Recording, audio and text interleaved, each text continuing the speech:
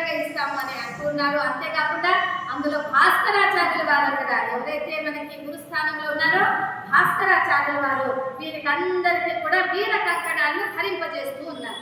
ఏంటమ్మా వీర కంకణాలు అంటే అంటే ఎవరైతే భక్తితో శ్రద్ధతో మనస్ఫూరితంగా మేము అమ్మవారితో పాటు అగ్నిగుండ ప్రవేశం చేయటానికి ఈ వీర కంకణాన్ని మా స్వయం ప్రేరితంగా మేము ధరింపజేస్తున్నాము, మాకు కూడా ముక్తి మోక్ష స్థానాలు కావాలి అని మనస్ఫూర్తిగా అనుకునేటువంటి వారంతా కూడా గురువు గారి చేత కంకణం ధరింపజేసేదే వీర కంకణం.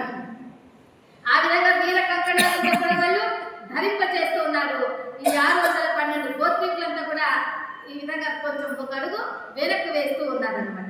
మరి ఈ 612 గోత్రికులంతా కూడా మిగతా వారంతా అంటున్నారు, ఏమిటయ్యా ఇది అంటూ కుసుమశ్రేష్ఠి గారితో, ఏదో మీ అమ్మాయికి సభలో ఉన్నాము, మీ అమ్మాయికి పెళ్లి విషయమే మీరు మాట్లాడాలి అంటే మేమంతా కూడా నంద్యాల నుంచి మహానంది నుంచి నందిగామ నుంచి మేమంతా పనులు వదులుకొని వచ్చామయ్యా, ఇదేమిటిది మీ అమ్మాయి అగ్నిగుండ ప్రవేశం చేస్తామనడం ఏమిటి, మీరంతా మేము చేస్తామనడం ఏమిటి, ఏదో తెలిసి తెలియక మాట్లాడినటువంటి చిన్నపిల్లల పలుకులకు మనం కూడా అగ్నిగుండ ప్రవేశం చేస్తామంటే ఎలా అవుతుంది, కనుక మీరు అగ్నిగుండ ప్రవేశం చేస్తారేమో కానీ మేము మాత్రం అగ్నిగుండ ప్రవేశము ముమ్మాటికి చేయము. ఆ భగవంతుడే వచ్చి ఆ కైలాస వైకుంఠాల నుంచి రథాలను తీసుకొని వచ్చినా సరే ఆ రథానికి 4 టెంకాయలు కొట్టైనా సరే మేము దండం పెట్టుకుంటామే కానీ మేము మాత్రం అగ్నిగుండ ప్రవేశం చేసేది లేనే లేదు అని తెగించేసి చెప్తున్నారు. అయితే ఈ 101 గోత్రికులంతా కూడా అంటున్నారు, ఏ రోజుకైనా ఈ దేహం వదలాల్సిందే కదా, ఏ రోజుకైనా ఈ ప్రాణం వదలాల్సిందే కదా, మరి ఈ రోజున మనం అమ్మవారితో పాటు అగ్నిగుండ ప్రవేశం చేస్తే మనకు మోక్షం అనేది వస్తుంది. ఎవరైనా కూడా మోక్షం కోసమే కదా ఈ నరజన్మ. ఎందుకంటే మనకు 84 లక్షల జీవరాశులు ఉన్నాయి. 84 లక్షల జీవరాశులలోకి శ్రేష్టమైనటువంటి జన్మ ఏది? గట్టిగా చెప్పండి, మానవ జన్మ. ఈ మానవ జన్మయే శ్రేష్టమైనది. ఎన్ని జన్మలు ఎత్తామో మనకు తెలియదు, కానీ ఈ మానవ జన్మతోనే మనము ముక్తి మార్గం ఇవన్నీ కూడా ఈ సంపాదన చేసుకోవాలి, మోక్షము ఇవన్నీ కూడా. ఎందుకంటే మళ్ళీ తర్వాత జన్మలో ఈ జన్మ వస్తుందా లేదా అనేది శాశ్వతం కాదు.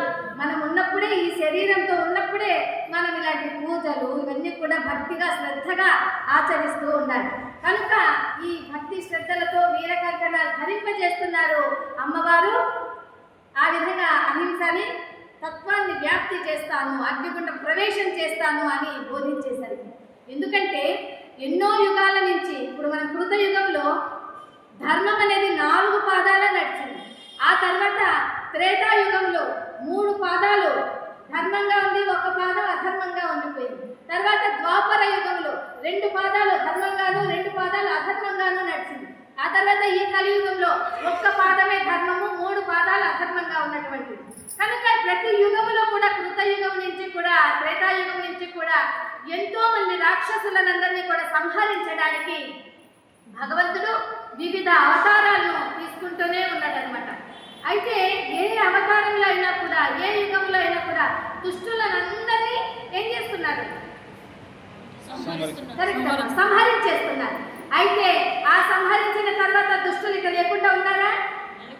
ఎప్పుడైతే అవతారం పరిసమాప్తి అవుతుందో అప్పుడు మళ్ళీ మిగతా దుష్టులందరూ కూడా మళ్ళీ అణిగిమణిగి ఉన్న దుష్టులంతా కూడా అవతార పరిసమాప్తి తర్వాత మళ్ళీ పైకి వేస్తున్నారు.